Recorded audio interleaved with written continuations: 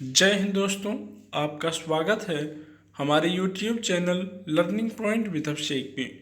अगर आप चैनल पर नए हैं तो चैनल को सब्सक्राइब कर लीजिए और बेल आइकन प्रेस कीजिए ताकि आपको डेली डिक्टेशन मिल सके। 90 शब्द प्रति मिनट डिक्टेशन स्टार्ट।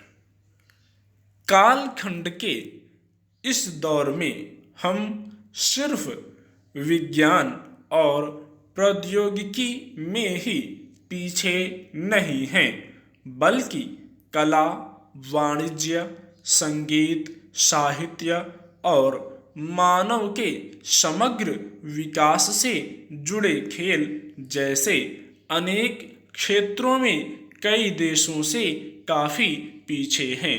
कई बार हमें कहीं से कोई यह भरोसा देने की कोशिश करता नजर आता है कि किसी क्षेत्र विशेष में हम एक लंबी छलांग लगाने वाले हैं, लेकिन बाद में पता चलता है कि ऐसा भ्रम निजी तरक्की के लिए फैलाया जा रहा था। अनुसंधान के क्षेत्र में तो यह सब आए दिन होता रहता है। कई बीमारियों के सटीक उपचार के हमारे दावे उन गली कूचों में घूमने वाले नीम हकीमों की तरह थोथे निकलते हैं, जो बचपन की गलतियों से पैदा हुए यौन विकारों और कमजोरियों की दवाइयाँ बेचते हैं। फिलहाल बात विज्ञान तक ही सीमित रखी जाए तो उचित होगा। मुझे यह कहते हुए अफसोस हो रहा है कि हम मौलिक अनुसंधान में ही नहीं बल्कि लोकप्रिय विज्ञान लेखन, विज्ञान तथा लेखन, विज्ञान पुस्तक लेखन और विज्ञान की पाठ्य पुस्तक लेखन में भी उस स्तर को नहीं छू पाए हैं जिसमें यह महसूस किया जा सके कि हमने भी सचमुच इस स्पर्धा में शामिल होने के लिए न्यूनतम योग्यताएं अर्जित कर ली हैं। आखिर ऐसा क्यों? सिर्फ इसलिए कि हम समय से पहले अपना ढोल पीटना शुरू कर देते हैं। थोड़ा सा कुछ हमने किया नहीं कि हमें पुरस्कार और सम्मान पाने की भूख परेशान करने लगती है। किसी बड़े उद्देश्य के लिए इंसान को लंबे समय तक मेहनत करनी पड़ती है।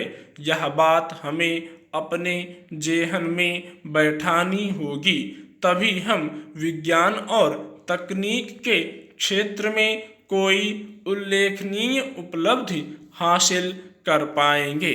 संयुक्त राष्ट्र का गठन प्रथम और द्वितीय विश्व युद्ध के बाद भविष्य में जनहानि और मानव संसाधनों की बर्बादी को दोहराने से रोकने के लिए हुआ था।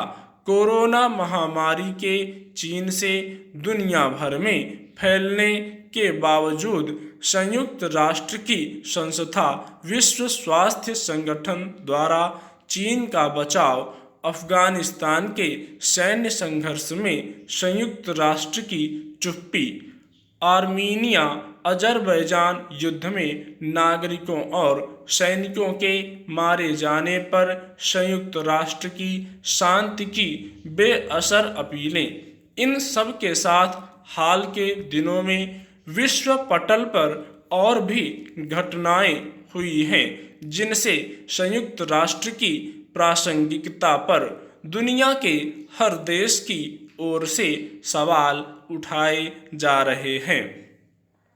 विश्व में हथियारों की निरंतर बढ़ती जा रही होड़, आतंकवाद, विस्तारवाद और वैश्विक व्यापार पर एक तरफा कब्जा करने की कोशिशें संयुक्त राष्ट्र जैसे संगठन के सामने बड़ी चुनौतियां हैं।